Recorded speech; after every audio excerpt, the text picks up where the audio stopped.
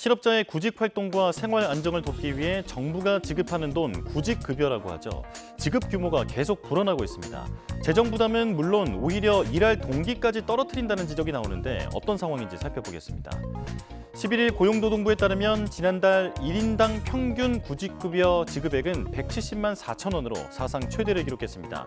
신규 신청자도 1년 전보다 12.4% 늘어난 8만 9천 명으로 역대 10월 중에 가장 많았는데요. 이렇다 보니 10월 지급액만 1조 원이 넘고 연말까지는 총 12조 원을 넘어 사상 최대를 기록할 것으로 전망됩니다.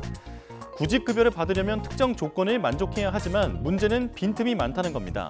신청 이전 18개월간 180일 이상 근무했을 것, 그리고 퇴직 사유가 비자발적일 것, 여기에 재취업 노력도 해야 하지만 입증이 어려운 부분이 많습니다.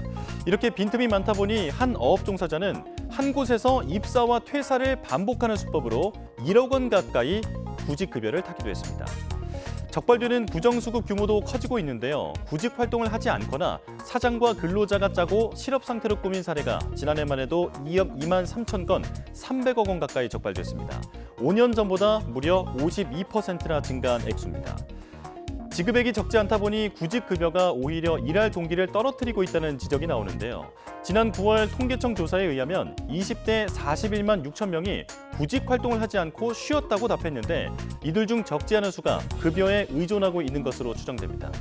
이렇다 보니 제도를 근본적으로 손봐야 한다는 목소리가 커지고 있습니다.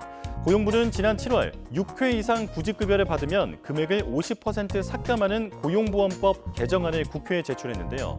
하지만 청년층 표심을 의식한 정치권은 쉽사리 손대지 못하고 있습니다. 5년째 매년 10조 원 이상 지급되는 상황, 구직 동기를 살리고 재정을 효율적으로 쓰는 방안 마련이 시급합니다.